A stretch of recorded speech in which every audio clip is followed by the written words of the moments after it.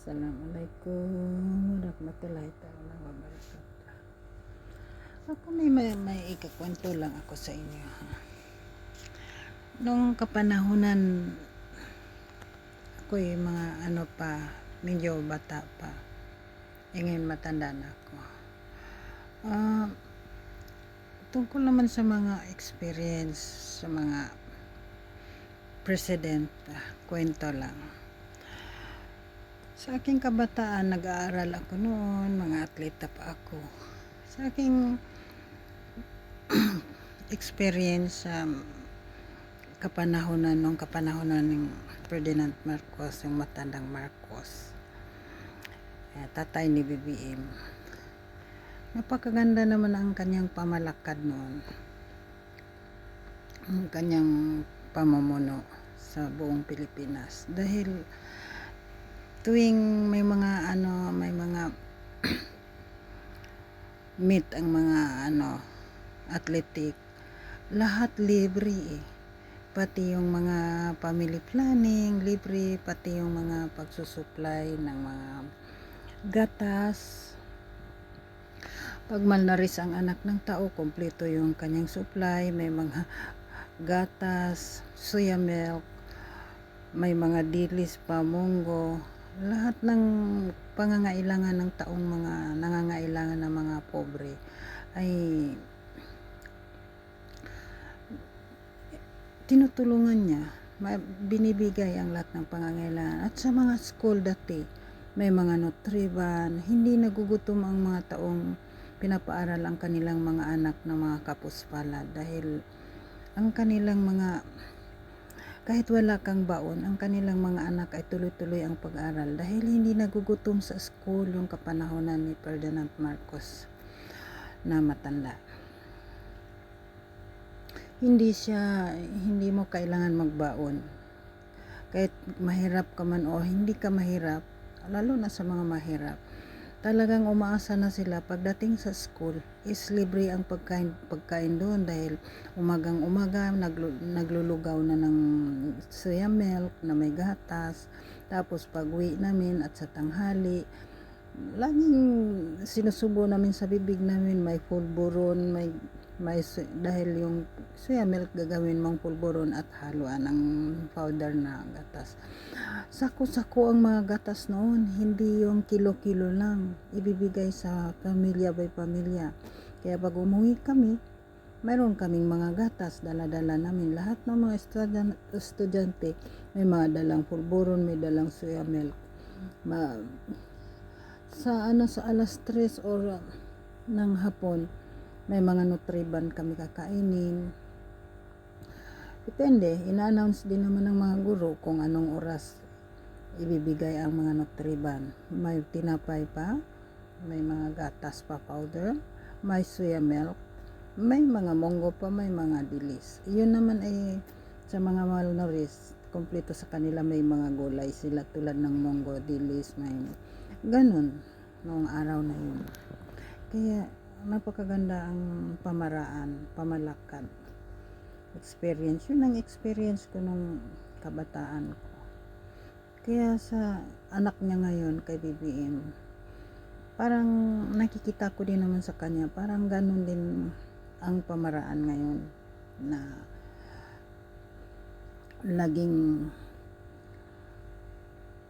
nasa kanyang programa ang tulungan ang mga taong mahirap. May mga sa iba't ibang lugar, sa mga mahirap, sa mga kalabundukan, nakakarating ang mga tulong ng mga Marcos na pamamahala noon. Kaya sa ngayon, parang hindi naman ako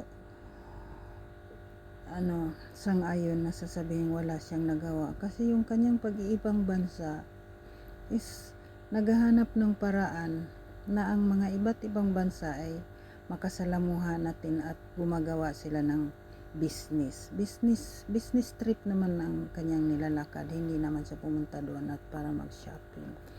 Parang ganun ang aking nararamdaman, na ang mga Marcos pamaraan na Hindi ko sinasabi pangit ang mga naunang presidente. Pero ang akin lang, ang naramdaman at na-experience ng kabataan ko, ang maging ang aking mga magulang, is maginhawa talaga ang mga mahirap noong kapanahonan ni Marcos.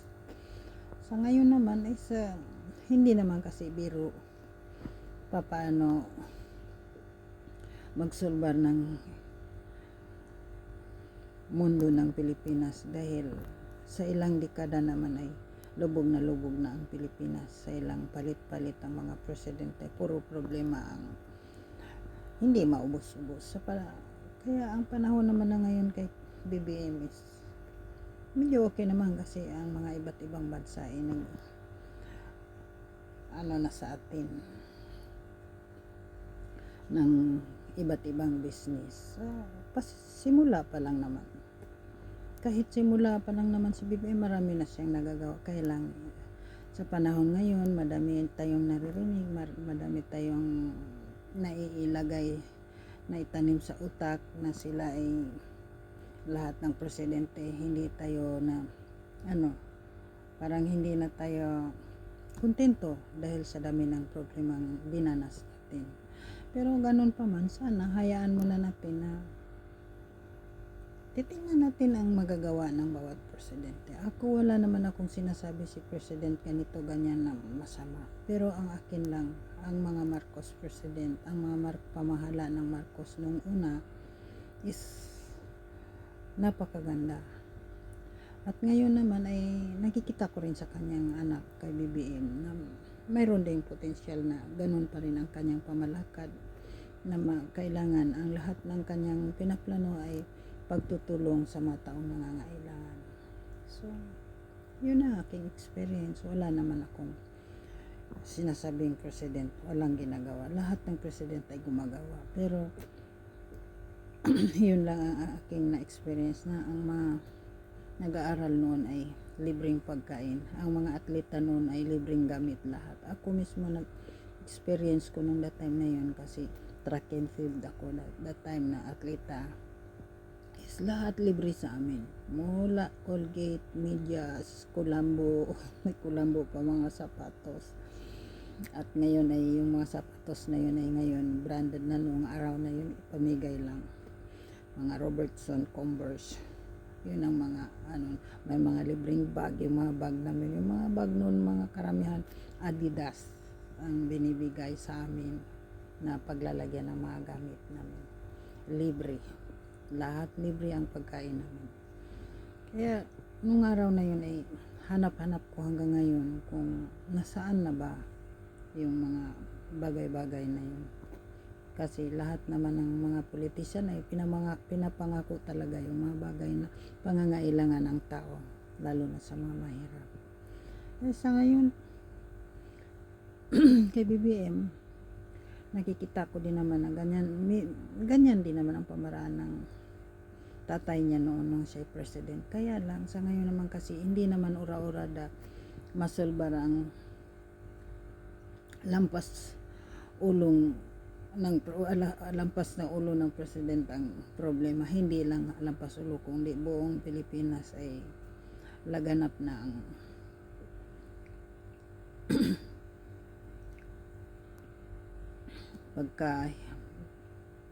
yung kahirapan ng tao, laganap na ang kahirapan ng tao at sa ilang dekada lubog na ang Pinas. Kaya yun lang ang sa akin, wala naman akong naging sinasabi na ang presidente, mga ibang presidente na walang ginagawa, may ginagawa. Pero ang totally talaga ang hindi na ialis sa isip ko at hanggang ngayon naalala ko yung mga kapanahonan ng tatay ni BBM na yung mga mahirap nakapagpaaral ng mga anak ng matiwasay dahil libre lahat.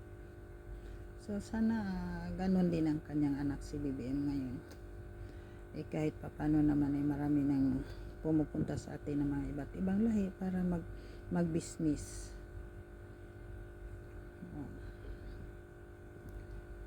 So yun lang ang sa akin, mga experience ng araw na hindi ko makalimutan. Assalamualaikum warahmatullahi ta'ala wabarakatuh. Salamat po.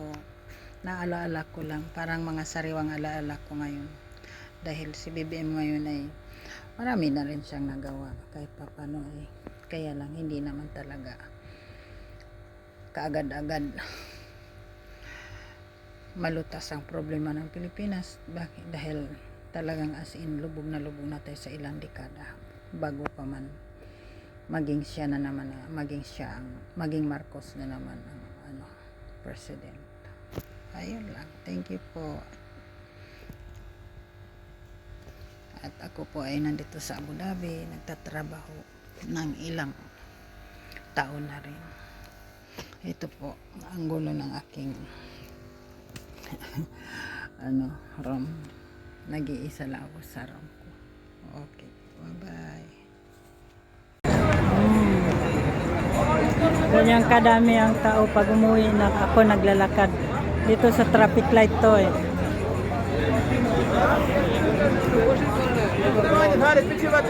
Ganyan kadami. Pag-id, ganyan. Yan, kalsada.